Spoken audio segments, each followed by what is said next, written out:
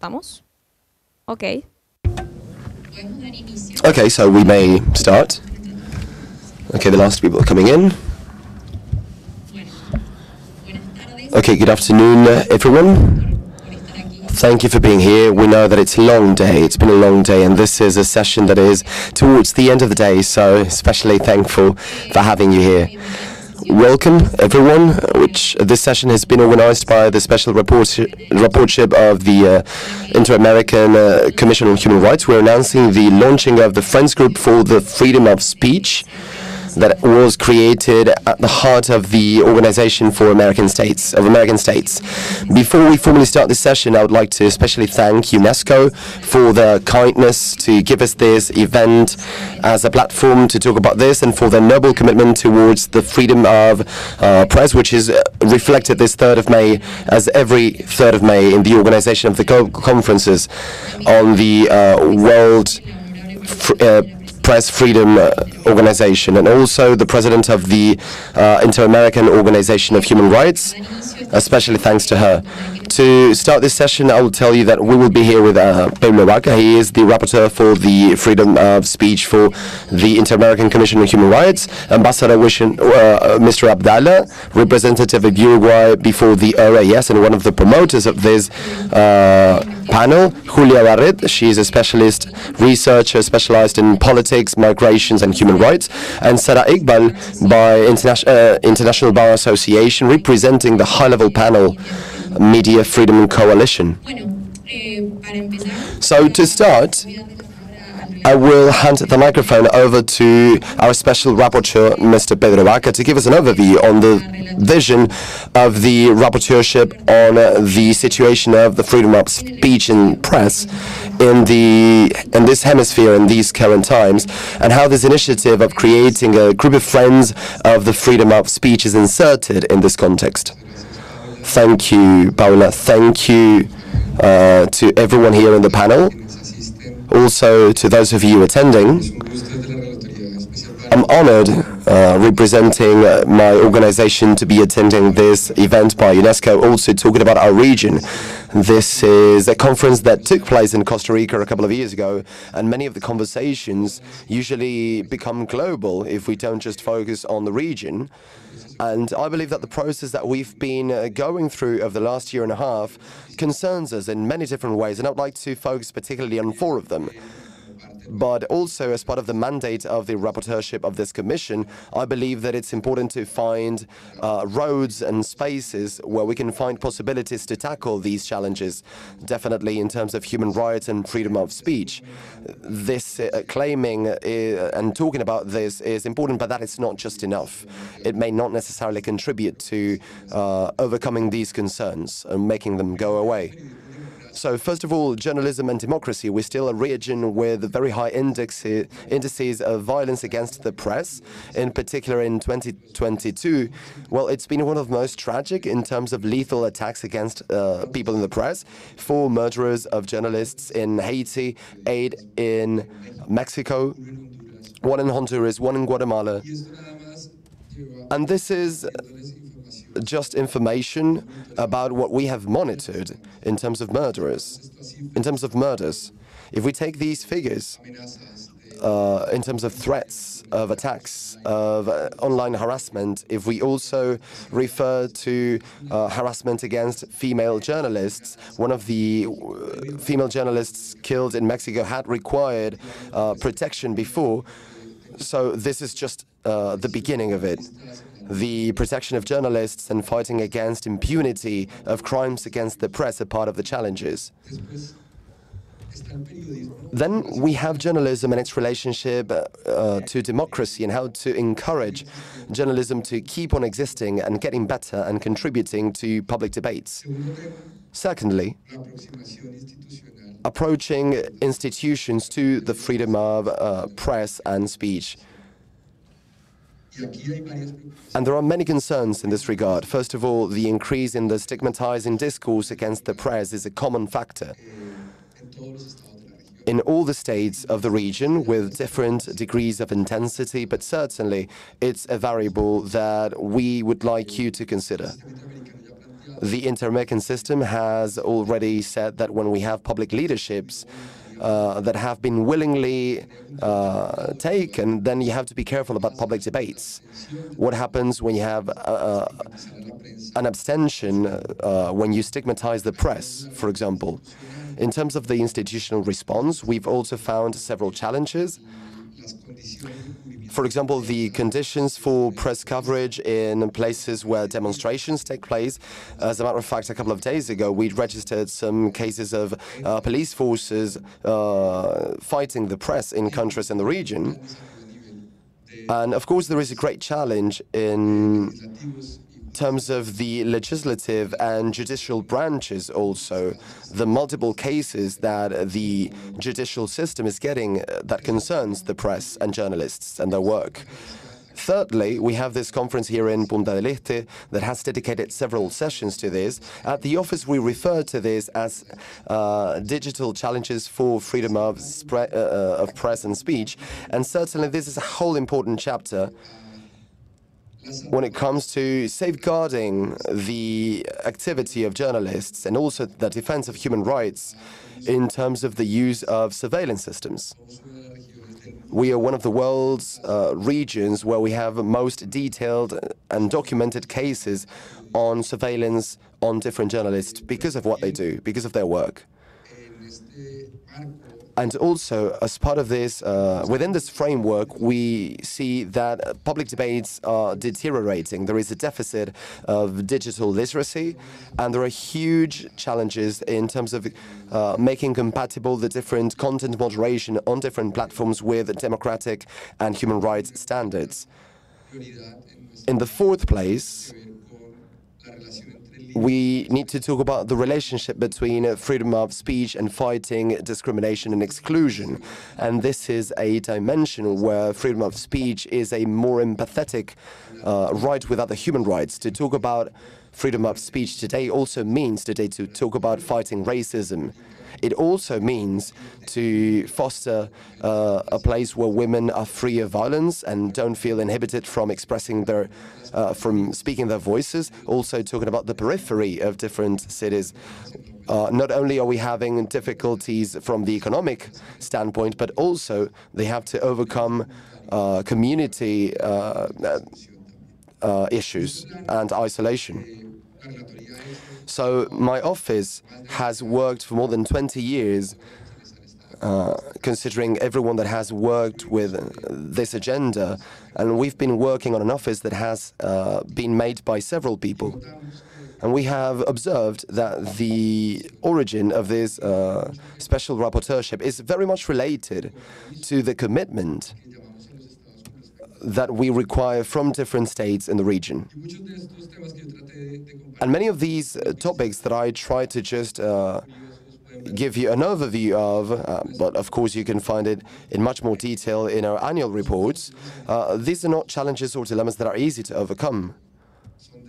These are challenges that, as a society, we need to overcome in trying to be plural and inclusive for the mid and the long term. So along these lines, I would like to congratulate everyone here for having such a high attendance in this session in particular, and also to all the leadership that Mr. Washington Abdala, the ambassador, had before the OAS. Okay, thank you so much, Pedro. And taking that as a starting point, you know, these challenges mentioned by Pedro regarding journalism and freedom of speech is something, a right that protects journalism, but also democracies in themselves, the freedom of speech and the connection with democracy and human rights and rule of law and freedom of speech as a place to fight against discrimination and exclusion, and also in terms of the challenges that the internet represents and the impact that it has I would like to ask in this sense, Mr. Washington Abdala, the ambassador, why do you believe that it's important in these times, an initiative like this, to have a core group on freedom of speech, a group of friends that seeks to promote and protect freedom of speech and press in particular? What are the goals that this group of states has, and what gave birth to this coordinated effort? Well, thank you very much. Thanks to UNESCO. Thanks to everyone here. Before I try to answer your question, I would like to thank the Inter-American Commission on Human Rights, Pedro in particular. With you, it's very easy to work. It's actually a pleasure. When we agree, of course, but it's even more enjoyable and more challenging when we disagree, because it is then where we need to be stronger, to become stronger. And I think that at the end of the day, we're all thinking about common goals. The question that you made regarding the willing commitment of different countries in trying to get more involved in the defense of freedom of speech and the active presence of journalism within the rule of law is a never-ending circle. It's definitely infinite. Just last night I was reading Edmund Burke, who argues against Rousseau in the idea of a social contract. He argues against Rousseau the notion of whether or not at a certain point the willingness of the people can break that social contract. And Burke, who had been an English parliamentary, a member of parliament in England, he says that Rousseau is wrong, that there is something that is superior, that is above, that needs to exist, that of course the liberal democratic functioning of societies relies on. And then he has a number of arguments of what, in the sense of what constitutes the basis of it. But I thought that it was interesting to mention as a side note or a footnote what Burke said, because I believe that it's somewhat related to your question. Here in Uruguay or Panama or the States, Chile, Brazil, the Dominican Republic, Costa Rica, Peru, Argentina, and certainly other countries will be joining us today, and will be joining us soon. What we feel is the need to have a place where we can think about these issues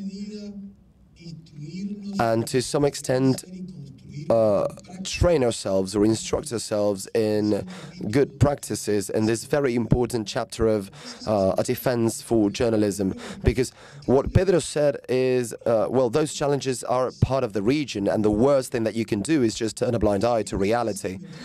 And even though you have an asymmetry in our region, and it's very diverse, the region is a region as a whole. And in the organization, we need to think in the most global way possible, trying to anticipate events. In trying to be pragmatic, I believe that at the OAS, we feel like we can fight for these issues. There are some other things that escape our scope. But this is luckily something where we can work, because we are aware of how serious it is, because it may result in the death of journalists. Well, it is critical, it is vital. Let alone in these times. I was just listening to Carmen Aristegui in the other panel in the room next door, when she talked about gender in terms of journalism. And I don't think it's something to overlook. Sometimes we just take a look at the global picture, and Julissa was there in the session, and I believe that it's a very important comment, not only against journalists, but also sometimes that those attacks are perpetrated against women journalists, so it's twice as bad. Not only is it bad enough to live through it as a society, let alone if you have someone that cannot stand up for themselves or are weaker. Y entonces acá la convocatoria es al activismo, al compromiso, a la presencia, a la construcción de prácticas, al hecho de estar juntos y compartir y discutir. Y muchas veces, aunque nos duela en los distintos países, tener tenidas. Yo soy muy amigo de los core group porque creo que hay un momento muy informal en donde se puede trabajar. Y a veces esta es una reunión de carácter formal. Entonces todos estamos contenidos, recién hablábamos con una amiga en torno a la mirada del otro. Y bueno, la mirada del otro, lo que es formal y lo que es protocolar. A veces en un core group no hay micrófono, no hay computadora y nos estamos diciendo las cosas a la cara para tratar de ser mejores. Las unas y los unos y las unas, para con nosotros mismos dentro de sociedades que de repente están viviendo desafíos distintos, pero a veces distintos en lo real, pero cuidado porque los caminos, yo que tengo algún año, he visto caminos que desembocan en torrentes y en maremotos. O sea, yo vi algunos pronósticos que vi decir, pude imaginar en el recorrido, en el periplo, digo, esto va a terminar más o menos mal porque ya lo vi en otro lado. Quiere decir que, y acá voy a lo de Pedro, que tenemos capacidad anticipatoria de poder encontrar antídotos, muros para poder, en algún sentido, muros para poder frenar lo que son situaciones que son muy adversas, Y esto hace a lo que también decía Pedro con mucha inteligencia, a los temas de alfabetización digital, cultura. Sociedades altamente alfabetizadas son sociedades que tienen probablemente menos chance de vivir la tragedia. Menos chance de vivir la tragedia, porque tienen el dedo catoniano, tienen el dedo que acusa y saben que el dedo acusador parte de la propia sociedad. Y este no es un tema de elites. Yo sé que algunos pueden creer, digo, bueno, si tenemos elites muy bien formadas, probablemente la sociedad no alcanza con una élite muy bien formada. Lo que se necesita es una ciudadanía involucrada y sustancialmente comprometida. Un engagement ahí fuerte entre la ciudadanía y lo que es su propio destino. We need engagement of society, citizenship. They are highly involved. This that is so easy to say, it's very difficult to achieve. It's very difficult to achieve, and it takes a lot of engagement. So that is the sense of what I'm saying. I'm very ambitious about this. As anyone that has dreams, when we build this, when we started with this project, with our friends, with Pedro, with all of you, at first we really took our mission seriously. We went to play in the big leagues. We wanted to play against Manchester United. We didn't want to play at local level. We wanted to go global, you know. We wanted to reach the finals of the World Cup. We need to be very ambitious. And then, as it happens in life, things get harder. So we need to be very ambitious. So thank you very much for your time. And let's continue enjoying this meeting. Thank you. Bueno, muchas gracias, embajador. Thank you very much, Mr. Ambassador. And since we're here today to talk about the commitment of the states in the region to provide support and to encourage journalism and journalists, we want to especially thank Julia Navarrete from El Salvador. She's a journalist and she specializes in political issues and migrants and human rights. And taking into account all these challenges that the rapporteur and the ambassador were mentioning about murderers and threats, physical violence, psychological violence, violence against women, in many cases against community reporters, we wanted to know, Julia, what do you think are the main challenges that the press is facing, that journalism is facing right now? And what do you think about these initiatives and what kind of progress can we make in the Americas? Thank you very much. Good afternoon. It's really a pleasure to be here today with all of you. and having the possibility of having these opportunities to talk about the situation we are in and our concerns, the concerning situation of the region. And I would like to start by telling you a little bit about some exchanges I had with one of my colleagues today in the morning. And she told me about her experience out of her country. She's exiled now, and that is a situation that is getting more and more frequent among our colleagues, not only in Central America, but also in Colombia, Mexico. Basically, we are migrating, traveling from one place to the other. In El Salvador, we have cases of journalists that were forced to leave the country because of threats, and also due to the reforms implemented by Congress and Bukele. So I think the worst part of all this is trying to find a way out, or try to leave a country, leave everything behind, and to make such a drastic decision, because we have reached a point, in fact, of no return. Basically, it's the only option left.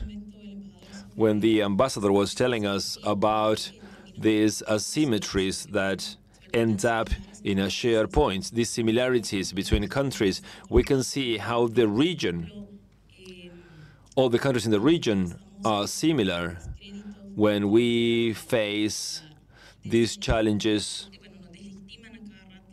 when journalists are attacked, when they implement campaigns or disinformation campaigns about our lives or about our jobs. In the case of female reporters, they don't attack what we do, but they talk about our body, our relations. That is a way of trying to silence us.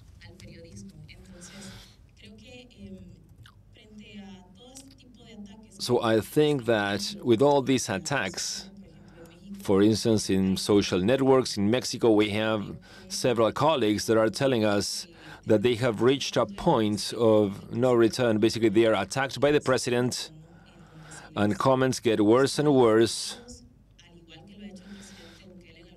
President Bukele has done the same, has followed the same strategy, basically of using terms, derogatory terms, for journalists. And I think it's a coordinated, systematic campaign that comes from social networks and social media. And now we have surveillance using software like Pegasus, for instance. Something that in El Salvador this year we were able to show evidence through different organizations.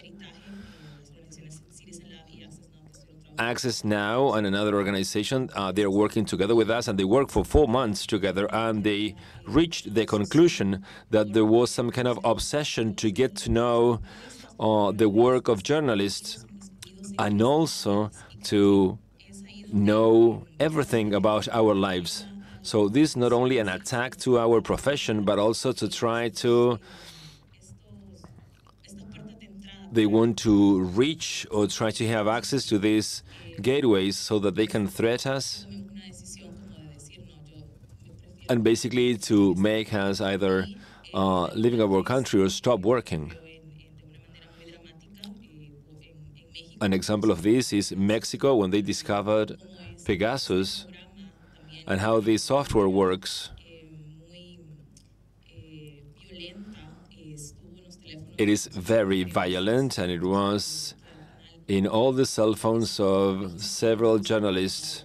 This was documented by different organizations that provided support to us. There were journalists, in fact, that were murdered in the period of time in which they were being investigated. During that period, they were murdered. And I'm telling you all this because in El Salvador and in some other countries, basically, that they say if we have no death, there's nothing to worry about. Nobody's killing journalists here. That's what they say in some countries. And basically, that is the reason why we are reporting all these practices, because we don't need to. see dead reporters, to say that some countries do not respect the work carried out by reporters and journalists. So basically, we are facing an avalanche. They are trying to find different ways of trying to prevent us from working. And when we think about these protection programs that you mentioned at the beginning, these protection mechanisms, it is sad to know, in fact, that these same mechanisms can be surveillance mechanisms, as it happened in Mexico, that when the journalists were protected by the government, in fact, what happened is that they were constantly followed and constantly monitored by the government. So there are so many sides to this problem that we can continue talking forever. It's really, really unfortunate. But I would like to focus on this so that we continue with our debate and try to find a way of having solutions for the future, especially to provide support to journalists in the region, because I really believe that we are all aligned in this. Some minutes ago, I was talking to a colleague from Nicaragua. We were talking about El Salvador, and suddenly he told me, look, I'm coming from the future, and let me tell you what's going to happen in the future.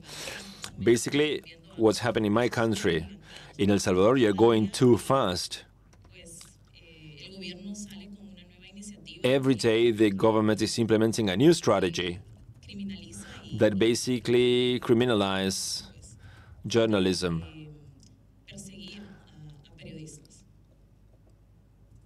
That criminalizes the activity of journalists. Have you finished? May I say something? We have here with us the Minister of Education and Culture from Uruguay that I would like to welcome and thank him for making all this possible. Without his initiative and support, this wouldn't have been possible. The president yesterday mentioned this. Sorry for the interruption. When we started this more than a year ago, we were in the middle of a pandemic. There was a zombie world. It was impossible to conceive something like this. The minister had this vision and made it real. Thank you very much, Mr. Minister.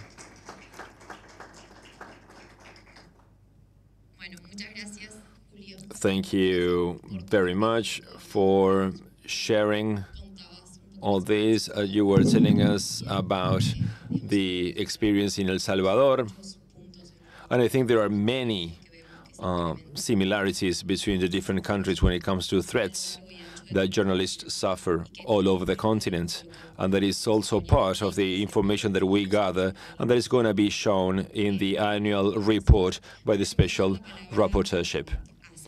Now, Sarah Ekval, from the high-level panel of Freedom Coalition. This coalition is an interregional group composed of 52 different countries that work together to defend freedom of speech and safety of journalists and those working in media outlets.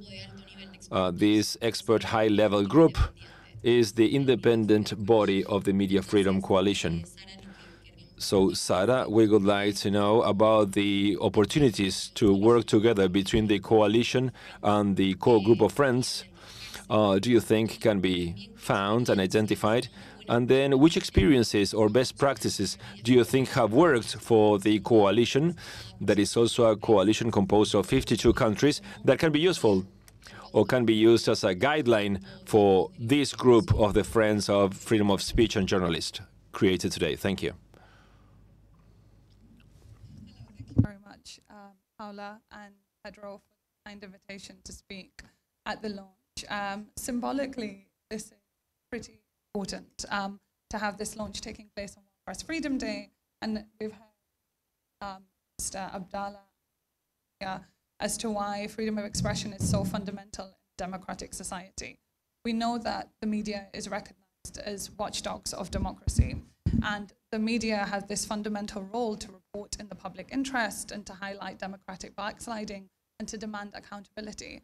So it was really with this kind of thinking, you know, we've heard from the challenges that journalists are facing within the region at the moment. Yes, we've heard from the challenges that journalists are facing in the region at the moment from Julia, but this high-level panel of legal experts on media freedom is this independent advisory body to the Media Freedom Coalition, a body of, a group of states, 52 states at the moment, who have come together to say that they will work on addressing media freedom issues at home and abroad.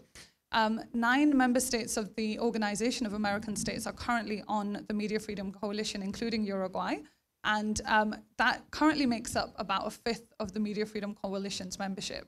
So you can see how important this voice and exchange on these issues is really important for the global state of media freedom and ensuring protection and safety for journalists. With that, I'll mention a little bit and share a bit more about how the high-level panel have been working so far. So the high-level panel is composed of leading experts in the field of international law, and they really have a remit to provide legal advice and recommendation to the coalition and any respective partners of the coalition. So that could be international organizations, civil society, and so on. And that's really with the purpose of promoting and protecting a vibrant free press. So throughout 2020, the high-level panel already worked on producing a number of advisory reports, 4 to be exact, and they were looking at international mechanisms to enforce international human rights norms on issues including use of targeted sanctions to protect journalists, safe refuge, and the creation of an emergency visa. Julia mentioned how important this is, how much of an important issue this is for journalists in the region at the moment. Looking at providing consular support and assistance to journalists, and also addressing the issue of impunity by looking at strengthening investigations when attacks on journalists occur. So these are just 4 examples of issues that have arisen at the level of Media Freedom Coalition, and these are 4 issues that we're working very closely now with states to support them and create sort of bespoke engagement plans to have the states understand their domestic situation and their regional situation and how they should be responding to such threats. So having you come together and to work collaboratively would be really, really, really important. And that's why a core group where you can talk about the themes that are occurring and action that you want to take, and then reflecting that again at an international platform like the Media Freedom Coalition is very, very useful.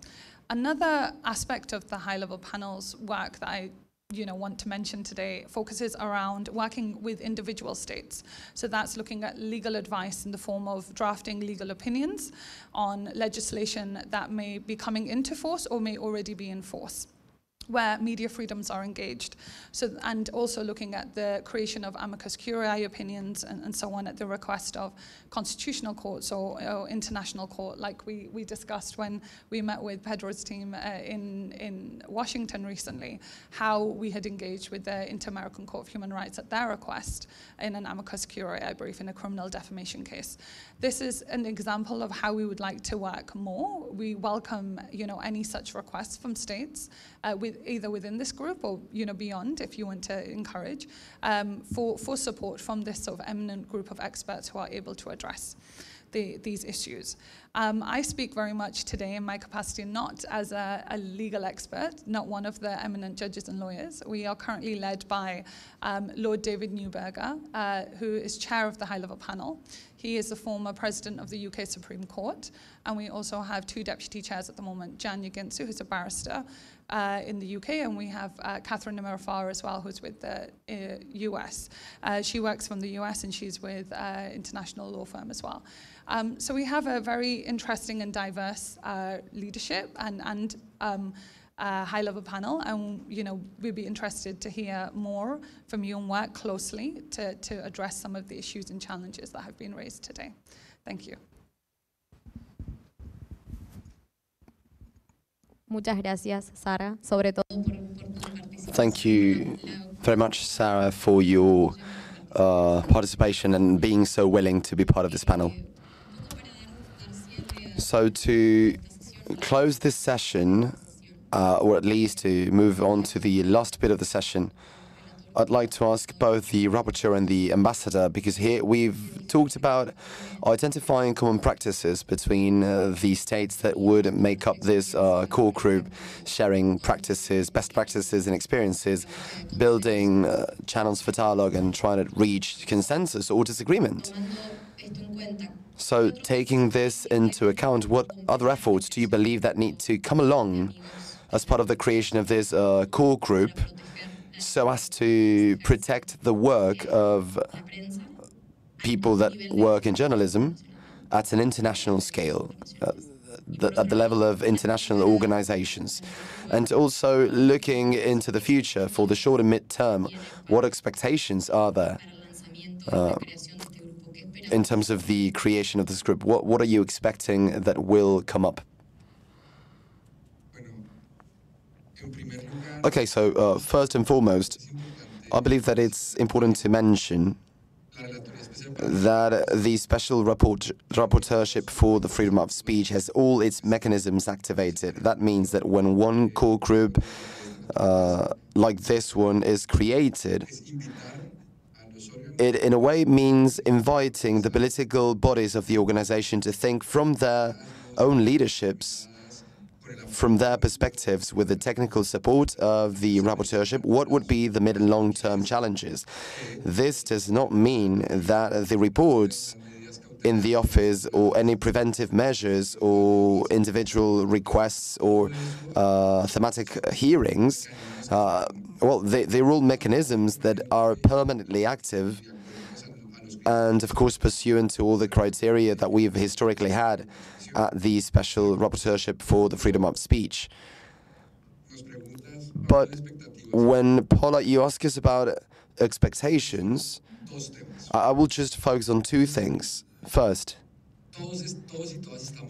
everyone is very eager in in our countries to see what happens in digital public debates. We all love having that debate, but there are some ingredients of that debate with which we don't really feel represented. Over the last year and a half, in the region, we've had several projects that try to overcome or deal with that challenge, and always the common factor of these projects, these regulatory projects, is that they are a result of the heat of this polarization.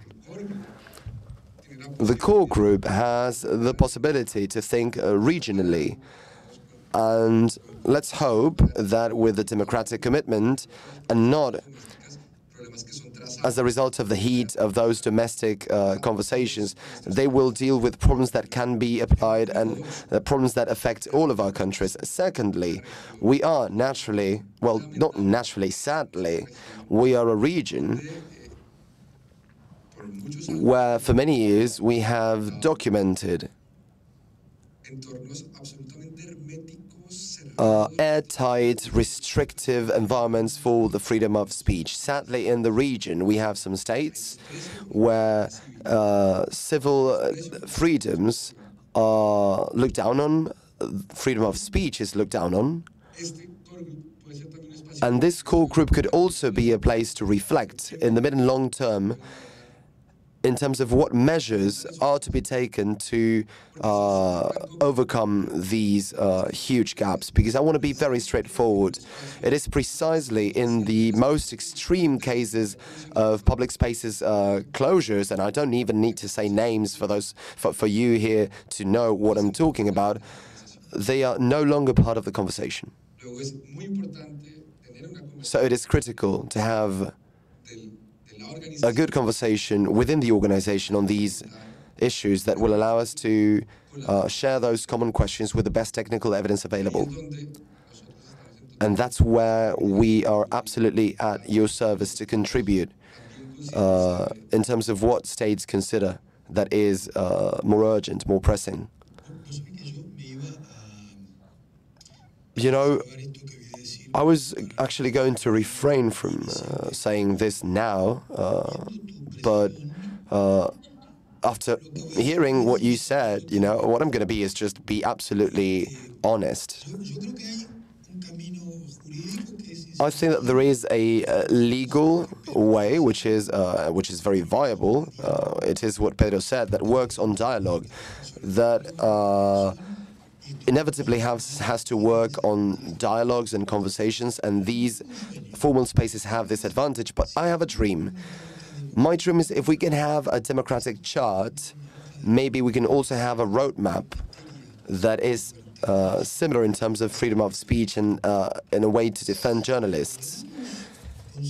If we manage to reach consensus amongst the countries over on a document that could be a roadmap, I would be the happiest person on the planet.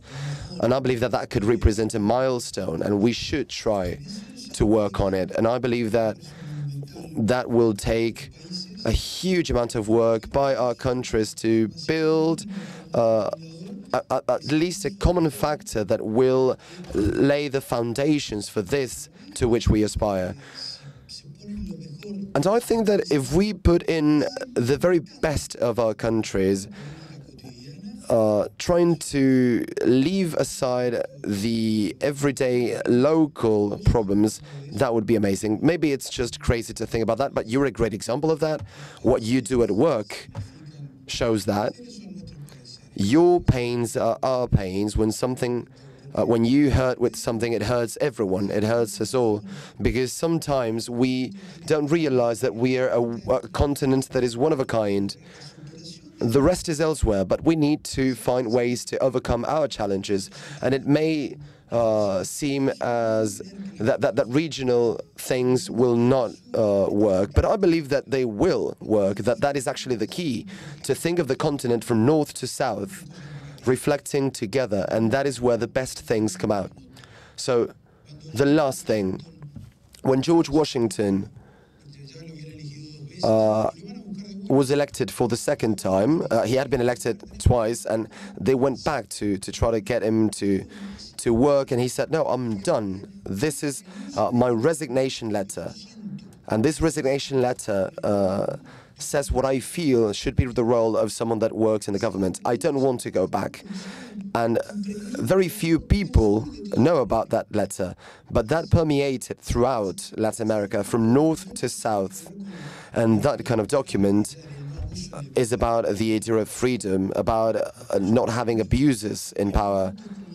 And I believe in that. I believe that times like these are hard, they're challenging. It's very painful in so many ways.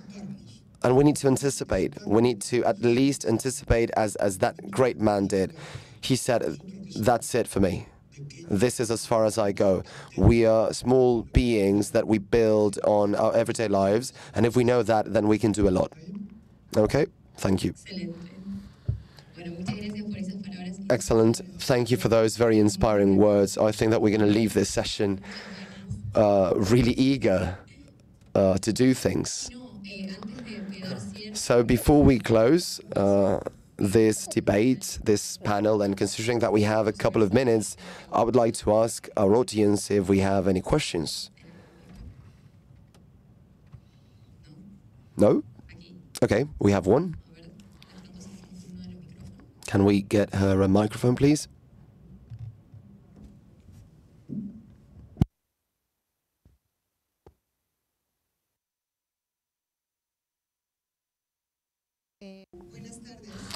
Good afternoon. My name is Viviana Ordóñez. I work with IFEX, which is the global network of organizations that promote and advocate for the freedom of speech. And I would like to ask you about the interaction of the civil society with that core group that you're forming.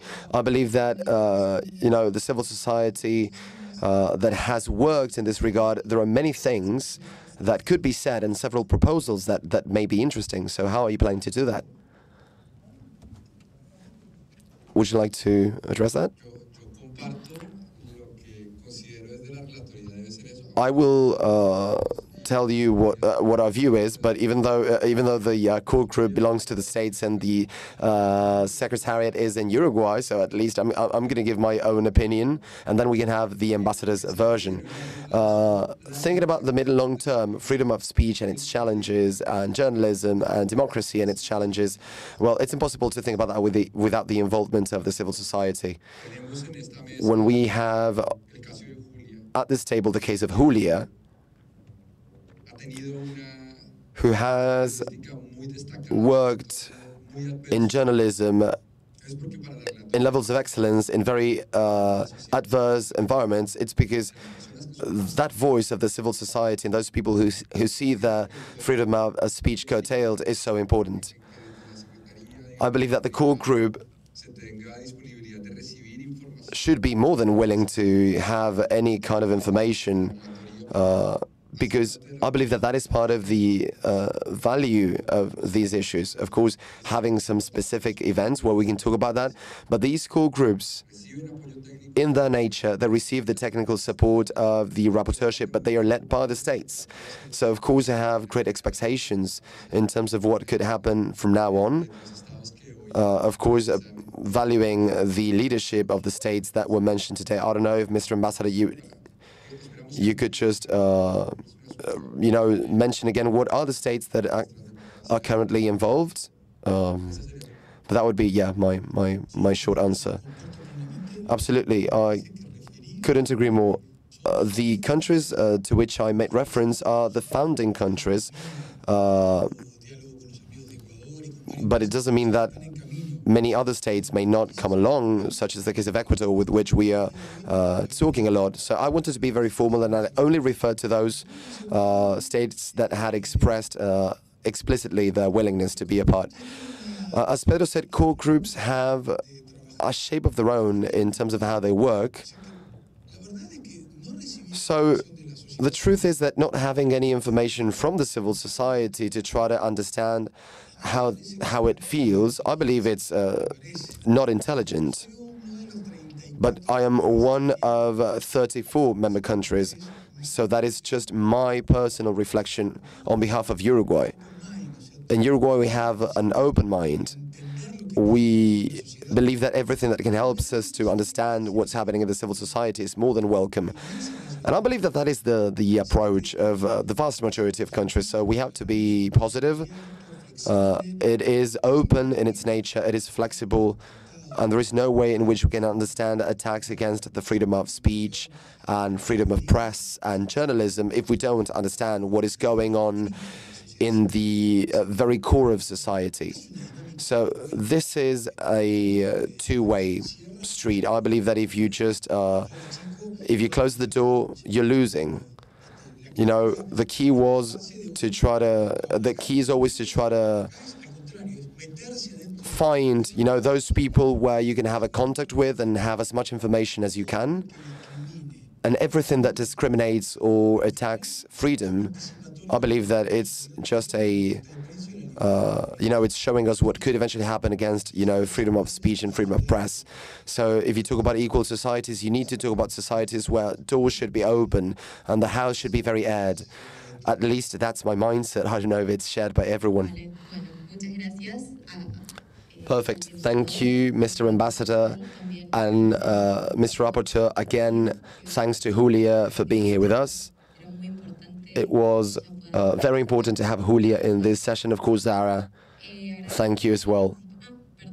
Oh, I'm sorry, before we close, we have a comment by the chair of the committee.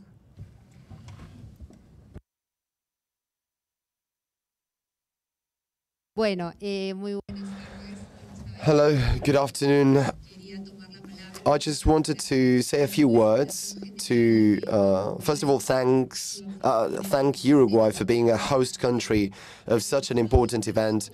Also, thanks to the ambassador. I'm doing that as a chair for the commission, but also as a rapporteur for Uruguay. What's happening here, it gives us great hope. And I would like to acknowledge the work of their rapporteurship, which is also at the forefront of this work. I'm also a rapporteur for El Salvador.